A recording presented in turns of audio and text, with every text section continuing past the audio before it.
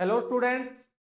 हम आपके प्रजामंडल का अध्ययन कर रहे हैं और जो आपका हमने प्रजामंडल का अध्ययन करना शुरू किया था उसमें सबसे पहले हमने आपके इस प्रजामंडल की सीरीज में बात की थी कि 1931 ईस्वी में दो प्रजामंडल बने थे। कौन कौन से? आपके जयपुर और बूंदी।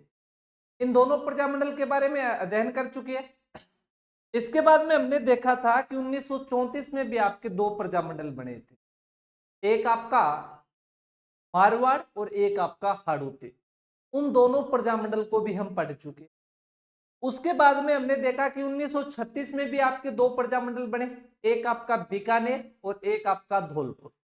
इस प्रजामंडल के बारे में भी हम पढ़ चुके। कहने का मतलब हम प्रजामंडल की सीरीज में अभी तक आपके 6 प्रजामंडल के बारे में अध्ययन कर चुके हैं। आज हमें पढ़ने हैं 1938 ईस्वी में आपके कौन कौन से प्रजामंडल बने थे। जब मैंने आपको प्रजामंडल पढ़ाना शुरू किया था तभी आपको बताया था कि 1938 में कांग्रेस का हरिपुरा सम्मेलन होता है और उस हरिपुरा सम्मेलन की अध्यक्षता आपके सुभाष चंद्र बोस ने की थी। और सुभाष चंद्र बोस ने घोषणा की थी कि हम देशी रियासतों में प्रजामंडल का नैतिक समर्थन करते। जब कांग्रेस के द्वारा या सुभाष चंद्र बोस के द्वारा प्रजामंडल को नैतिक समर्थन दे दिया गया था तो राजस्थान में उसी वर्ष आपके सबसे ज्यादा प्रजामंडल बने। तो सीधा सा पूछ लिया जाए कि राजस्थान में किस वर्ष सबसे ज्यादा प्रजामंडल का गठन हुआ था, तो वो वर्ष कौन सा होगा? आपका 1938 में। कब? आपके 1938 में। आपके 1938 में 5 प्रजामंडल का गठन होता है। वैसे हमने जैसे प्रजामंडल शुरू किया था तब भी मैंने सारे प्रजामंडल की डेट लिखाई थी, तो उसमें आपको बताया था कि 1938 में आपके 5 प्रजामंडल बने थे। कौन कौन से? तो आपके करौली, शाहपुरा, भरतपुर, अलवर और आपका मेवाड़। तो अब हमें आपके 1938 में कौन कौन से प्रजामंडल बने उनके बारे में आपका अध्ययन करना है। तो मैं बात करूं आपके 1938 के प्रजामंडलों की कि 1938 में कौन कौन से आपके प्रजामंडल बने। 1938 में गठित प्रजामंडल, 1938 में गठित प्रजामंडल। वैसे तो हम प्रजामंडल के पहले ही दिन इन सभी प्रजामंडल की वर्ष को हमने देखा था कौन कौन सा बना था, पर अब एक बार और देख लेते हैं क्योंकि 1938 आपका इंपोर्टेंट वर्ष है, महत्वपूर्ण वर्ष है, क्योंकि राजस्थान के सर्वाधिक प्रजामंडल इसी वर्ष बने थे। 1938 में कौन कौन से प्रजामंडल बने? तो पहला प्रजामंडल है आपका और वो है करौली प्रजामंडल। एक तो 1938 में कौन सा प्रजामंडल बना? आपका करौली प्रजामंडल। इसके बाद में दूसरा कौन सा प्रजामंडल बना था 1938 में? तो आपका शाहपुरा प्रजामंडल भी 1938 में बना था। शाहपुरा प्रजामंडल। और आपके 1938 में, तो 1938 में तीसरा प्रजामंडल आप मान सकते हो भरतपुर प्रजामंडल भी 1938 में बना था। भरतपुर प्रजामंडल। और चौथा प्रजामंडल आप देखना चाहो तो 1938 में आपका अलवर प्रजामंडल। अलवर प्रजामंडल भी कब बना था आपके? तो 1938 में। और पांचवा प्रजामंडल आप मान सकते हो मेवाड़ प्रजामंडल। मेवाड़े प्रजामंडल। तो इन पांचों प्रजामंडल का गठन कौन से वर्ष हुआ था? तो इन पांचों प्रजामंडल का जो गठन है वो आपके 1938 में हुआ था।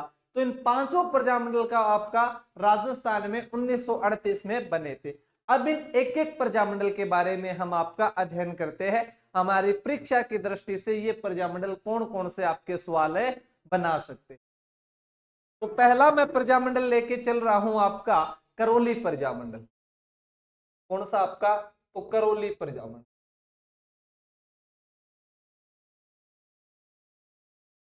करौली प्रजामंडल।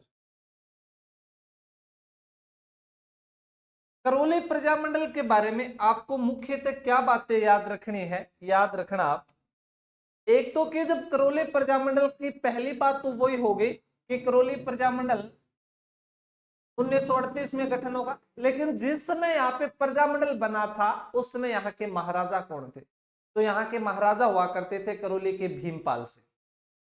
और भीमपाल सिंह ने यहाँ पे सुअर मारने पर पाबंदी लगी थी।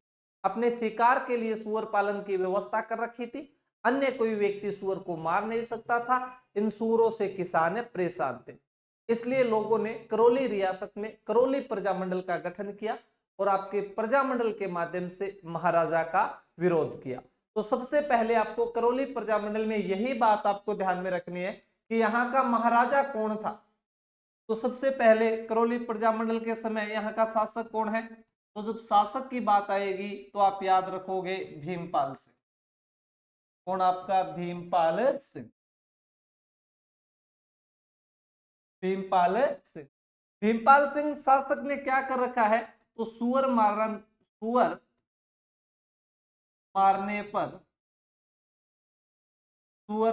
पर पाबंदी लगा रखी थी। सुअर मारने पर क्या लगा रखी थी आपकी? तो पाबंदी लगा रखी थी। किसने? आपके भीमपाल सिंह। जब इस प्रकार का हुआ तो प्रजामंडल कब बना आपका? करौली प्रजामंडल। तो जब प्रजामंडल की बात आएगी कि करौली प्रजामंडल कब बन रहा है, तो याद रखना इस करौली प्रजामंडल का गठन होता है कब? आपके 1938 में। पहली बात क्या याद रखोगे कि प्रजामंडल का गठन कब हुआ आपका? करौली प्रजामंडल का गठन कब हुआ? तो 1938 में। इसके बाद में करौली प्रजामंडल का गठन तो 1938 में हुआ, पर इस प्रजामंडल के संस्थापक कौन है? इस प्रजामंडल के गठनकर्ता कौन है? तो तीन नाम आपको याद रखना है। एक तो त्रिलोक चंद माथुर। कौन आपका? त्रिलोक चंद माथुर। दूसरा आपका मदन सिंह और तीसरा आपका चिरंजी लाल शर्मा। तो तीन व्यक्तियों के नाम आपको याद रखना है संस्थापक में। एक तो नाम आप क्या याद रखोगे? त्रिलोक चंद माथुर। ये तो खास करके याद रखोगे, बार बार ये आपका पेपरों में पूछा गया है। पता नहीं आरपीएससी वालों का करौली प्रजामंडल से क्या ही समझ रहा है। या तो आपको सीधा ऐसा पूछा जाता है कि त्रिलोकचंद माथुर कौन से प्रजामंडल से संबंध, या करौली प्रजामंडल का संस्थापक कौन है? त्रिलोकचंद माथुर के बारे में बहुत बार आपका पूछा गया है। तो त्रिलोकचंद माथुर, दूसरे आपके मदन सिंह,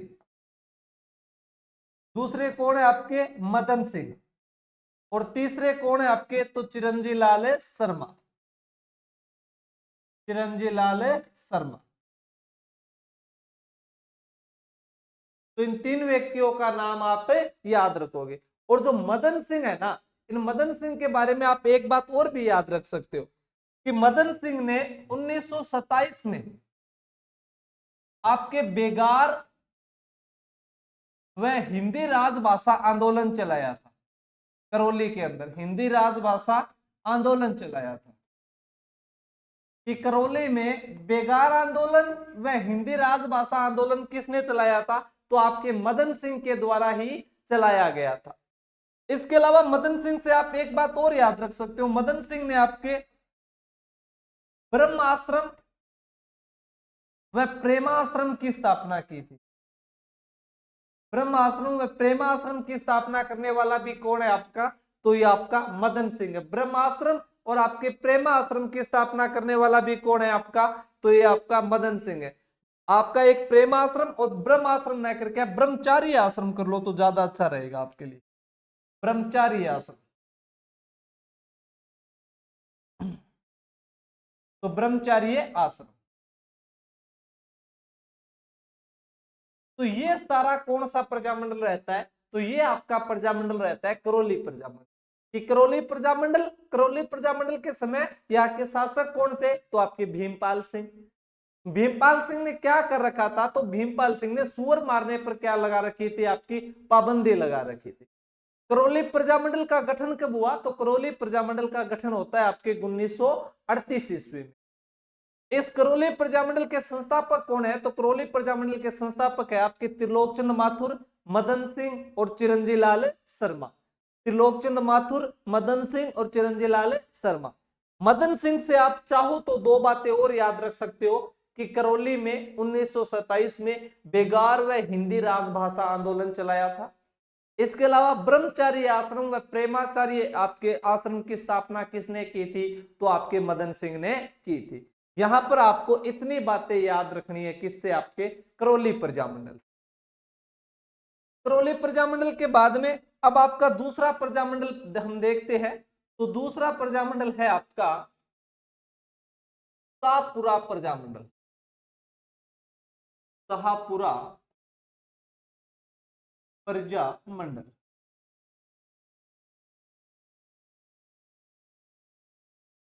शाहपुरा प्रजामंडल के बारे में आपको क्या याद है?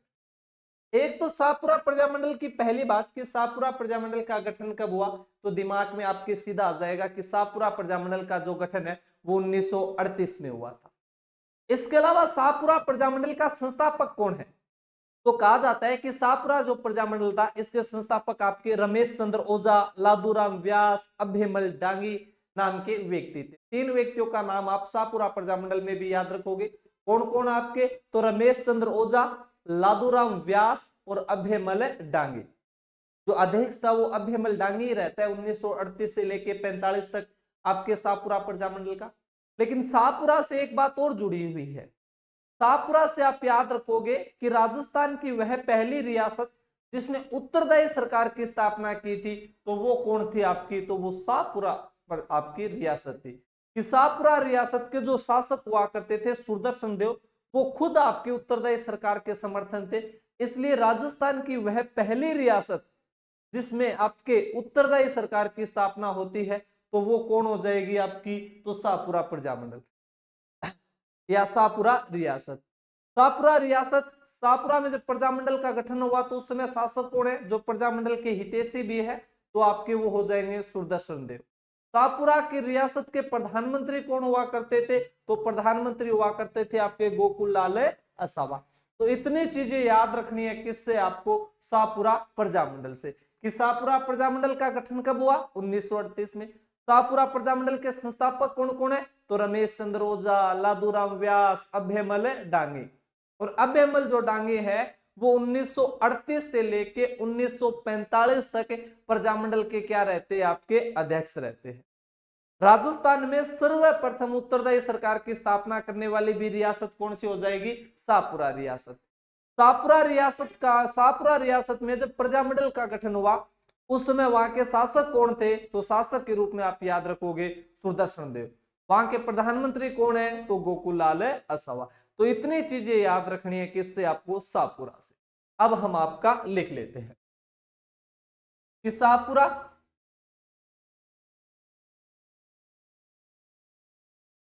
गठन कब हुआ आपका? तो गठन हो रहा है आपका 1938 में। 1938 में। इसके अलावा गठन आपका 1938 में हुआ,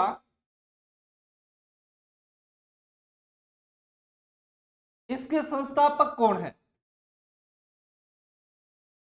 शाहपुरा प्रजामंडल के संस्थापक कौन है? तो संस्थापक की आप बात आएगी तो तीन नाम आप याद रखना। एक तो रमेश चंद्र ओझा,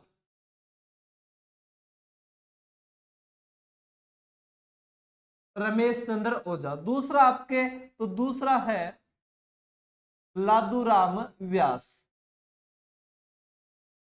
लादूराम व्यास। और तीसरा है आपका अभयमल डांगी, अभयमल डांगी। और जो अभयमल डांगी है ये इसके अध्यक्ष रहते हैं। और अध्यक्ष कब से कब तक रहे थे? तो अध्यक्ष रहे थे आपके 1938 से लेके 45 तक। 1938 से लेके 45 तक। तो शाहपुरा प्रजामंडल का गठन कब हुआ? तो 1938 में। संस्थापक कौन है? तो जब संस्थापक की बात आएगी तो रमेश चंद्र ओझा, लादूराम व्यास और आपके अभयमल डांगी इसके क्या हुआ करते थे? आपके अध्यक्ष हुआ करते थे। जो 1938 से लेके कब तक आपके अध्यक्ष रहते हैं? तो आपके 1945 तक ये क्या रहते हैं? आपके अध्यक्ष रहते हैं। इसके अलावा आप याद रखोगे शाहपुरा रियासत, शाहपुरा रियासत, शाहपुरा रियासत सर्वप्रथम, शाहपुरा रियासत सर्वप्रथम उत्तरदायी सरकार की स्थापना की थी। शाहपुरा रियासत सर्वप्रथम उत्तरदायी सरकार की स्थापना की थी। तो सबसे पहले आपके उत्तरदायी सरकार की स्थापना करने वाली रियासत कौन सी हो जाएगी? तो सबसे पहले उत्तरदायी सरकार की स्थापना करने वाली रियासत कौन सी हो जाएगी? तो आपकी शाहपुरा रियासत हो जाएगी। इस समय शाहपुरा के शासक कौन है? तो मैंने कहा कि जब शासक का पूछा जाए तो शासक है सुदर्शन देव।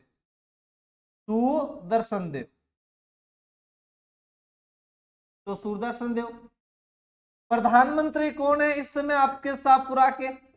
तो जब प्रधानमंत्री की बात आएगी कि शाहपुरा के प्रधानमंत्री कौन है, तो प्रधानमंत्री कौन हो जाएंगे? तो गोकुललाल असावा। प्रधानमंत्री कौन हो जाएंगे आपके? गोकुललाल असावा।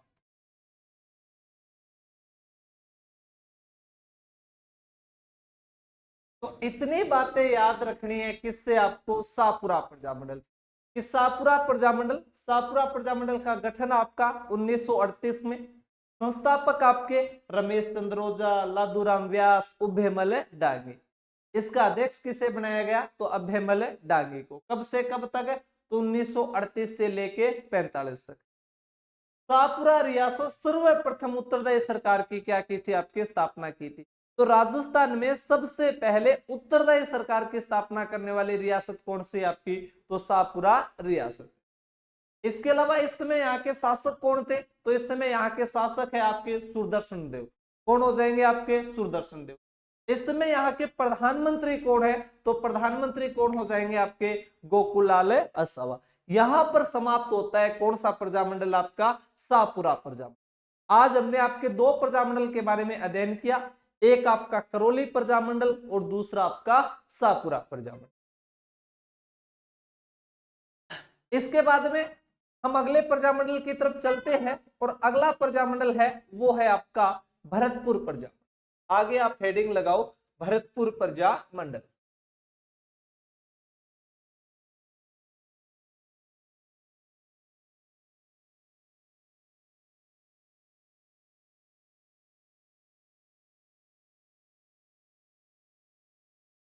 अब भरतपुर प्रजामंडल के बारे में आपको क्या पढ़ना है? देखो, सबसे पहले बात कि भरतपुर में जनजागृति का श्रेय किसे दिया जाता है? जब भरतपुर रियासत की बात की जाती है, जब भरतपुर प्रजामंडल की बात की जाती है, तो भरतपुर में जनजागृति का आपका श्रेय दिया जाता है। यहाँ के शासक हुआ करते थे किशन सिंह, जिन्हें कृष्ण सिंह भी कहा जाता है। तो शासक कृष्ण सिंह या किशन सिंह को भरतपुर प्रजामंडल के समय भरतपुर में जनजागृति का क्या दिया जाता है? आपका श्रेय दिया जाता है कि भरतपुर में जनजागृति करने का कार्य भरतपुर के शासक कृष्ण सिंह या किशन सिंह ने की थी। अब कृष्ण सिंह या किशन सिंह ने ऐसे क्या कार्य किए थे जिनको लिए हम इनको जनजागृति का श्रेय दे रहे? तो एक तो इन्होंने आपके स्वायत्त संस्थाएं बनाई कि लोग हैं वो अपने संस्थाओं के माध्यम से अपना निपटारा करें। किसी भी प्रकार की लड़ाई झगड़ा वगैरह हो जाता है तो वो अपने संस्थाओं के माध्यम से उसका निपटारा करे, ताकि उनमें आपका भाईचारा बना रहे, उनमें आपस में प्रेम बना रहे। इसलिए स्वायत्त संस्था की क्या करते हैं? आपकी स्थापना करते हैं।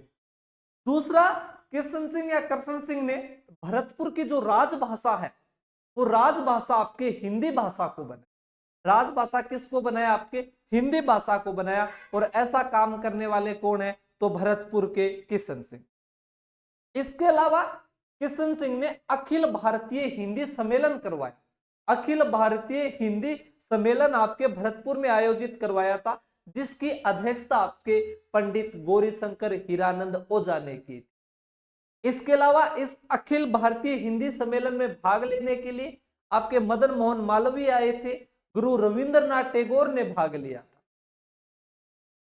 तो इस प्रकार के कार्य किए किसने? आपके किशन सिंह ने। पहले में एक बात लिख लेते हैं, उसके बाद देखते हैं। पहली बात कि जन जागृति का श्रेय। जब जन जागृति की बात आएगी ना कि जन जागृति का श्रेय किसे दिया जाता है, तो जन जागृति का श्रेय दिया जाता है भरतपुर महाराजा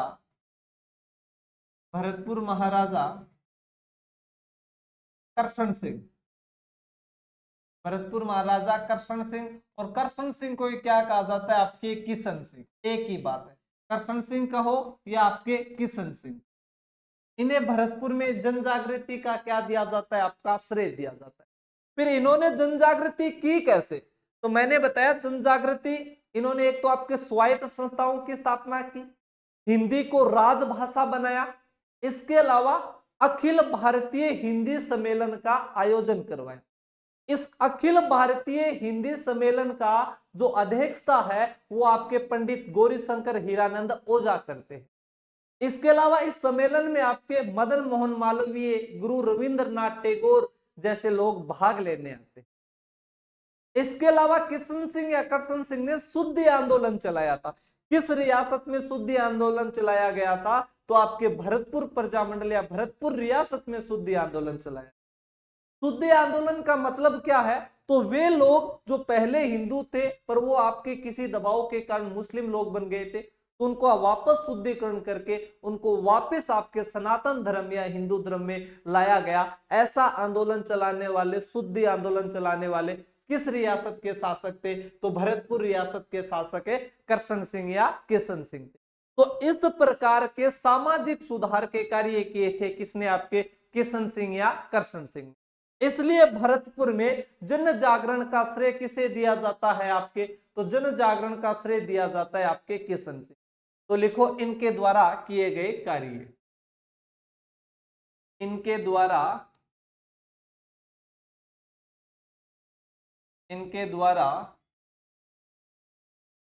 किए गए कार्य,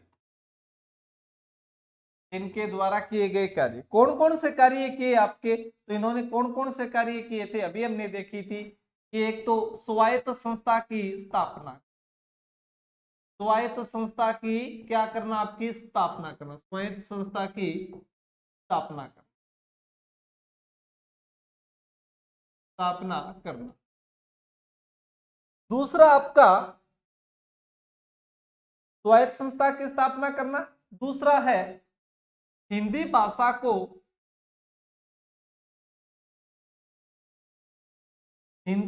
को राजभाषा बनाना। हिंदी भाषा को क्या बनाना, आपकी राजभाषा बनाना। हिंदी भाषा को क्या बनाना, राजभाषा बनाना। इसके अलावा तीसरा काम क्या किया था, अखिल भारतीय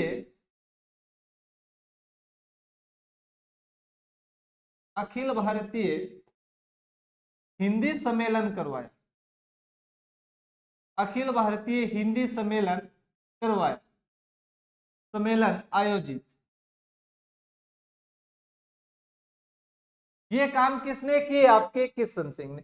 इस अखिल भारतीय हिंदी सम्मेलन हुआ था, इसकी अध्यक्षता किसने की थी, तो अभी हमने देखा कि इसकी अध्यक्षता है वो आपके पंडित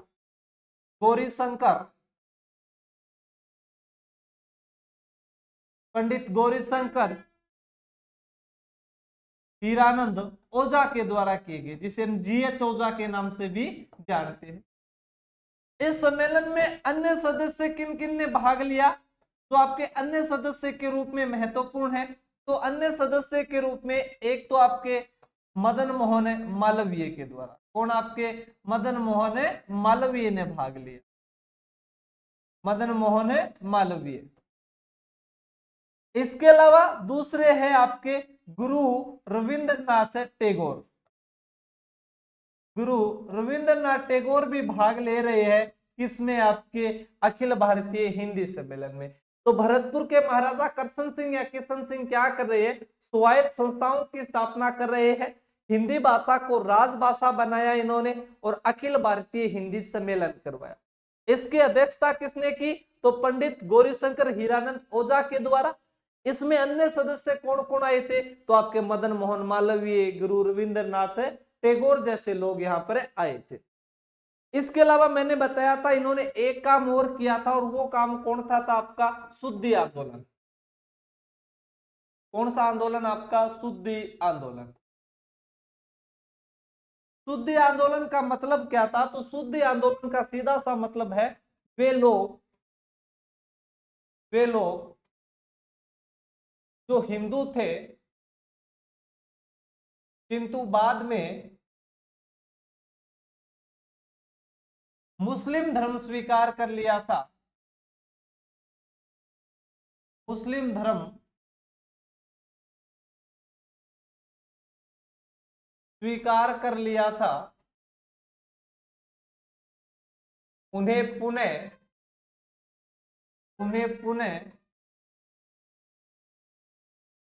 हिंदू धर्म में लाना, उन्हें पुनः किस धर्म में लाना? आपके हिंदू धर्म में लाना। तो ऐसा आंदोलन चलाया गया। वो आंदोलन कौन सा है? आपका शुद्ध आंदोलन। इस शुद्ध आंदोलन को कौन चला रहे हैं? तो इस शुद्ध आंदोलन को आपके महाराजा किशन सिंह या करशन सिंह चला रहे हैं। इसके अलावा भरतपुर प्रजामंडल जब हम पढ़ते हैं तो भरतपुर प्रजामंडल के संबंध में आपको एक चीज याद रखनी है, वो है आपकी कि जैसे अपने अखिल भारतीय हिंदी सम्मेलन पढ़ा था, उसी प्रकार से यहां पर आपकी एक हिंदी साहित्य समिति बनी थी, हिंदी साहित्य समिति। आप देख सकते हो हिंदी भाषा को कितना बढ़ावा देने के लिए यहाँ पे संघर्ष चल रहा है। तो हिंदी साहित्य समिति बनी थी, और ये हिंदी साहित्य समिति कब बनी थी? तो इसका गठन हुआ था आपके 1912 ईस्वी में। सीधा सा पूछा जाएगा कि हिंदी साहित्य समिति का संबंध किस प्रजामंडल से है? तो हिंदी साहित्य समिति का संबंध आपके भरतपुर प्रजामंडल से। हिंदी साहित्य समिति का गठन कब हुआ? तो हिंदी साहित्य समिति का गठन आपके 1912 ईस्वी में हुआ। इसके संस्थापक कौन है? इसके गठनकर्ता कौन है? तो याद रखोगे संस्थापक। जब संस्थापक की बात आएगी तो संस्थापक के रूप में आप याद रखोगे जगन्नाथ दास अधिकारी, जगन्नाथ दास अधिकारी।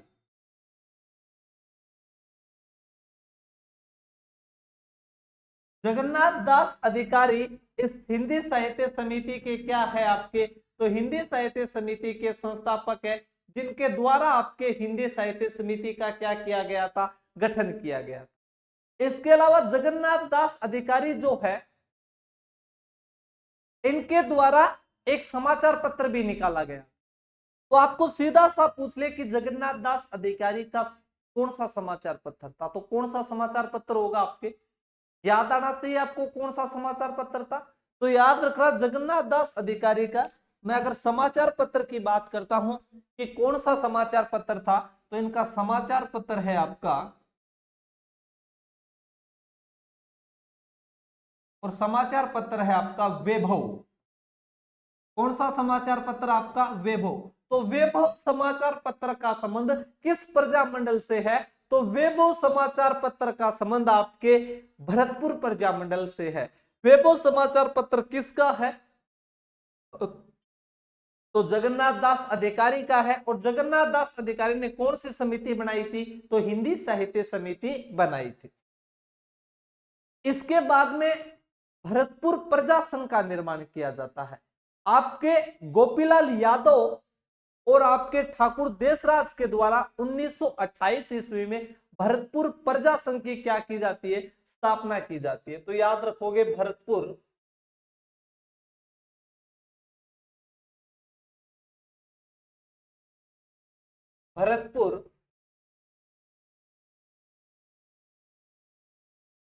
भरतपुर प्रजा संघ। भरतपुर प्रजा संघ कब बन रहा है आपका? तो भरतपुर प्रजा संघ बन रहा है 1928 में। कौन बना रहा है? तो याद रखोगे एक तो आपके गोपीलाल यादव, एक तो कौन है आपके गोपीलाल यादव, और एक आपके ठाकुर देशराज।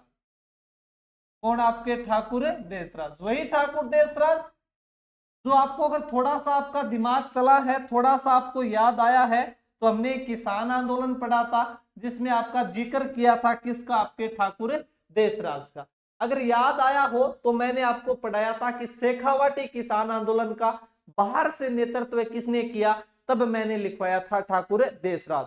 और ठाकुर देशराज के कोष्टक में लिखवाया था भरतपुर, कि ये भरतपुर से आए थे। तो वही ठाकुर देशराज भरतपुर प्रजामंडल के समय 1928 में गोपीलाल यादव के साथ मिलकर किसकी स्थापना कर रहे हैं आपके, तो भरतपुर प्रजा संघ की क्या कर रहे हैं, स्थापना कर रहे हैं। इसके बाद में 1936 के आसपास और 37 में आपके जवाहरलाल नेहरू आए थे। और जब जवाहरलाल नेहरू आए तो जवाहरलाल नेहरू के कहने पर यहाँ के युवाओं द्वारा भरतपुर कांग्रेस समिति बनाई गई।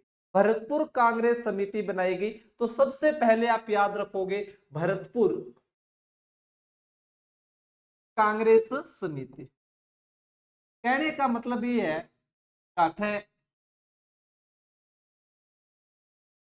जवाहरलाल नेहरू आयो और जवाहरलाल नेहरू भरतपुर का युवा मिला।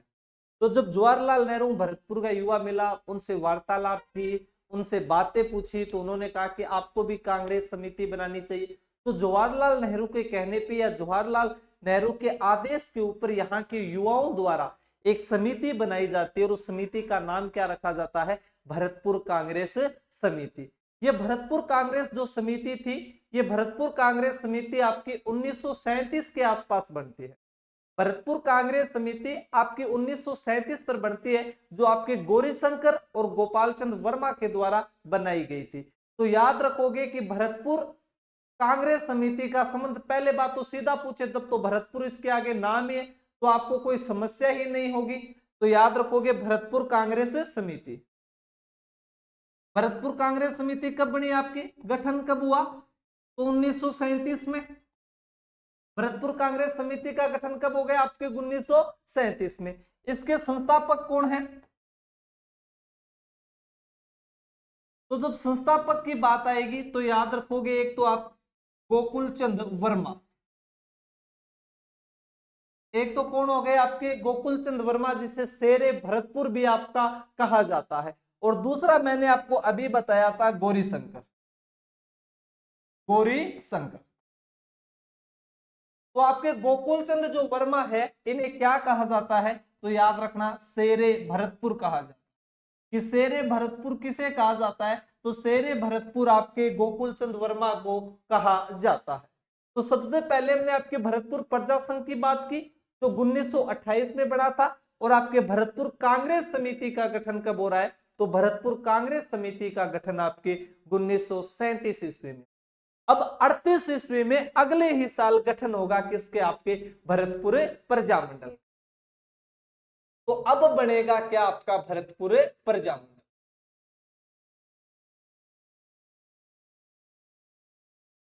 भरतपुर प्रजामंडल, भरतपुर प्रजामंडल का गठन कब हुआ, तो भरतपुर प्रजामंडल का गठन हुआ आपके 1938 में।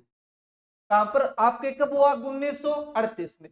लेकिन दूसरी बात आपको इंपॉर्टेंट ये याद रखनी है कि इसका गठन कहां पर हुआ था, तो ये बात आप याद रखोगे, इनका गठन है वो रेवाड़ी में हुआ था।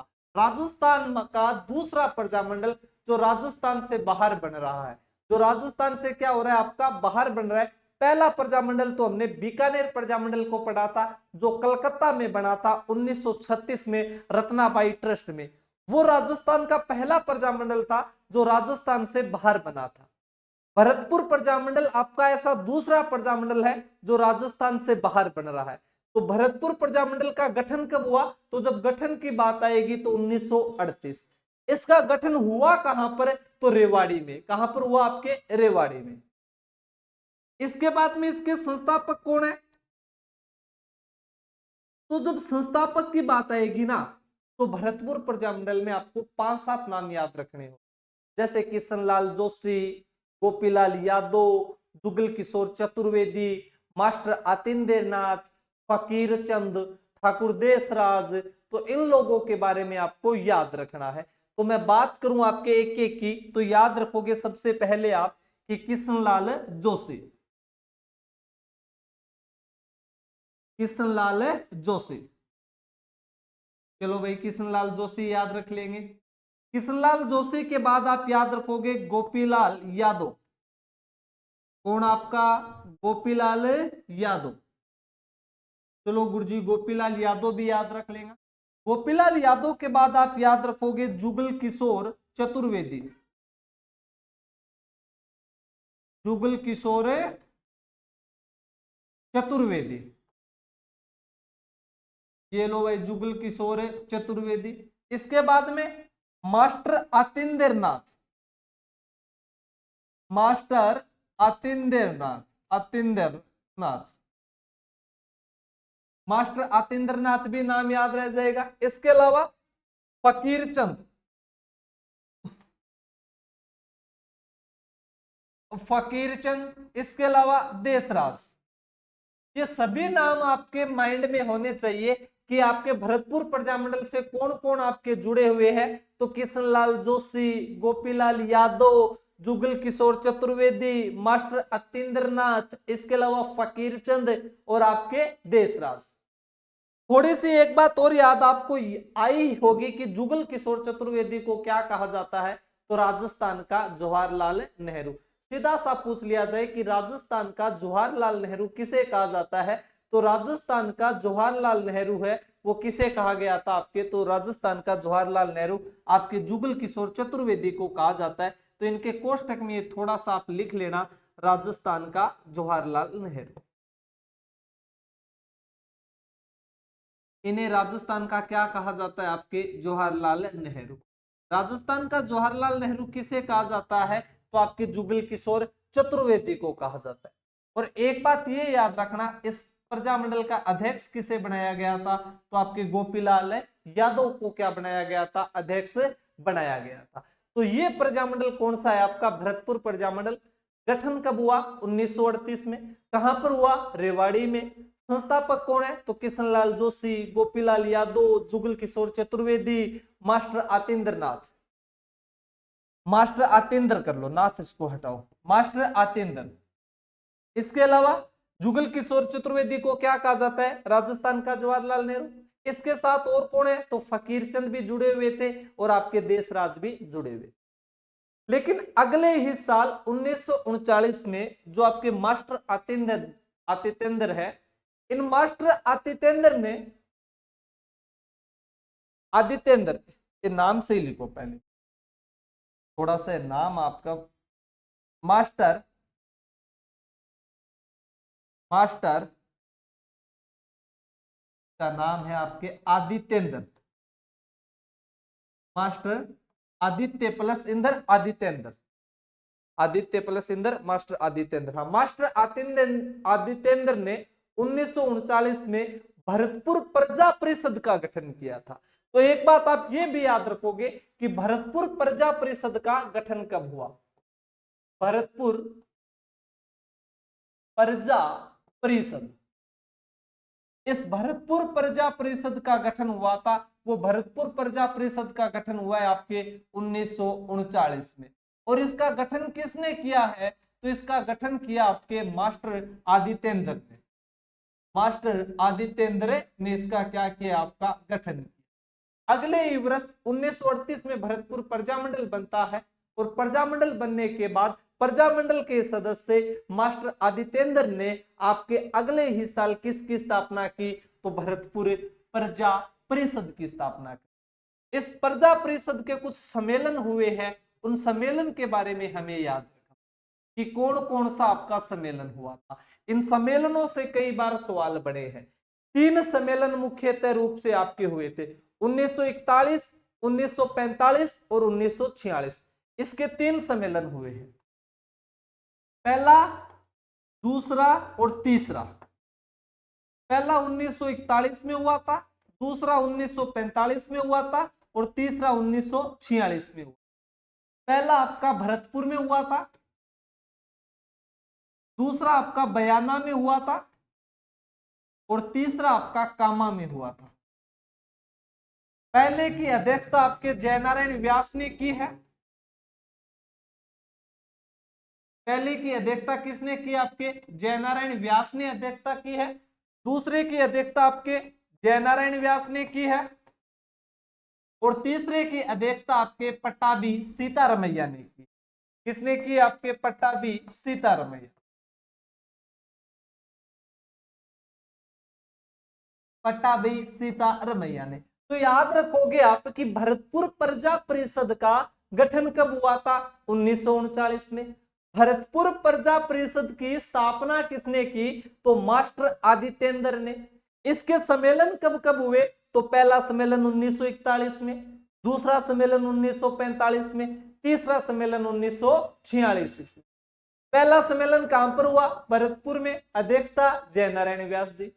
दूसरा सम्मेलन 45 में कहां पर? आपके बयाना में, अध्यक्षता किसने? आपके जयनारायण व्यास। तीसरा आपके 1946 में कहां पर? आपके कामा में, और अध्यक्षता आपके पट्टाभी सीतारामैया। तो ये भी जुड़ा हुआ है किससे? आपके भरतपुर प्रजामंडल से। इसके बाद में भरतपुर प्रजामंडल से संबंधित एक और आपका पॉइंट बच जाता है, और वो है आपका प्रमुख दिवस। इस भरतपुर प्रजामंडल में मुख्य कौन कौन से आपके दिवस मनाए गए? प्रमुख दिवस। तो भरतपुर प्रजामंडल में दिवस कौन कौन से बनाए गए? जब दिवसों की बात आएगी ना, तो आपको पहला दिवस याद रखना है, विजय दिवस। विजय दिवस है यहाँ के महाराजा द्वारा बनाया गया था 16-17 अगस्त 1947 को। जब हमारा देश आजाद हो गया तो इसके उपलक्ष्य में भरतपुर के महाराजा द्वारा यहाँ पर आपका दिवस मनाया गया, और वो कौन सा है? आपका विजय दिवस। तो कब? आपके 16 व 17 अगस्त, 16 व 17 अगस्त 1947 को कौन सा दिवस मनाया गया? तो विजय दिवस। कौन सा दिवस मनाया गया? आपका विजय दिवस। और कोष्टक में लिख लेना महाराजा।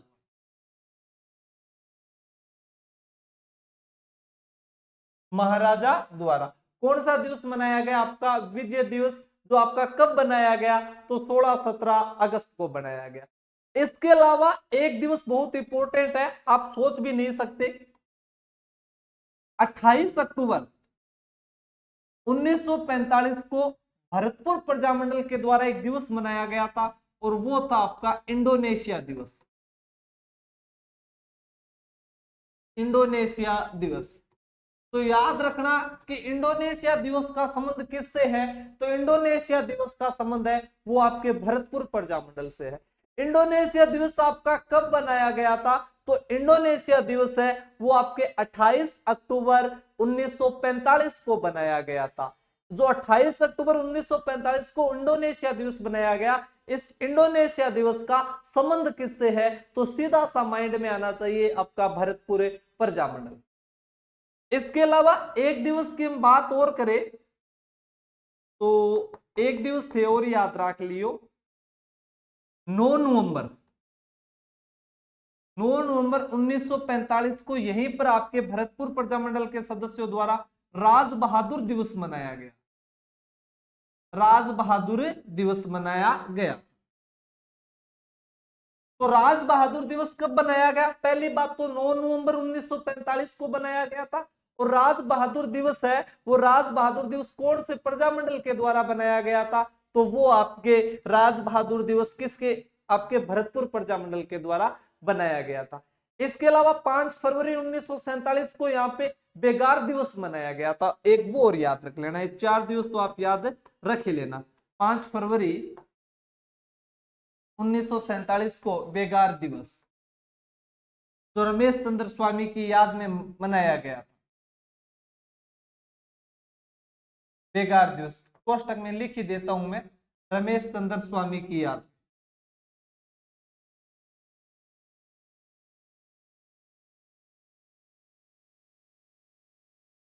तो कौन कौन से दिवस थे आपके इस भरतपुर प्रजामंडल से? तो 16-17 अगस्त 1947 को विजय दिवस मनाया गया। 28 अक्टूबर 1945 को आपका इंडोनेशिया दिवस मनाया गया। 9 नवंबर 1945 को राज बहादुर दिवस मनाया गया था। और 5 फरवरी 1947 को बेगार दिवस मनाया गया। इसके अलावा 18 मार्च 1948 को भरतपुर का विलय राजस्थान के एकीकरण के पहले चरण में मत्स्य संघ में कर दिया गया। तो लास्ट में आप याद रखोगे 18 मार्च 1948 को 18 मार्च 1948 को राजस्थान के पहले चरण में 18 मार्च 1948 को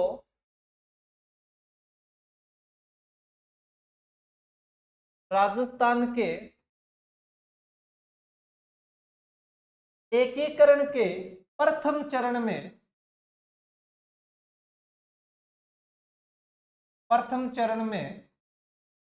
मत्स्य संघ में, कौन से संघ में? आपके मत्स्य संघ में, क्योंकि पहले चरण का नाम क्या था आपका? मत्स्य संघ। मत्स्य संघ में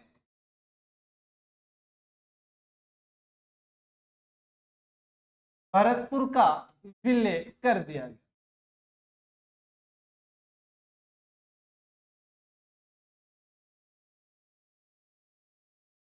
इसी के साथ जय हिंद जय भारत साथियों, और आपका भरतपुर प्रजामंडल विधिवत रूप से क्या होता है, यहां पर आपका समाप्त होता है। आज हमने आपके 3 प्रजामंडल के बारे में अध्ययन किया है, एक करौली प्रजामंडल, दूसरा शाहपुरा प्रजामंडल, और तीसरा आपका भरतपुर प्रजामंडल।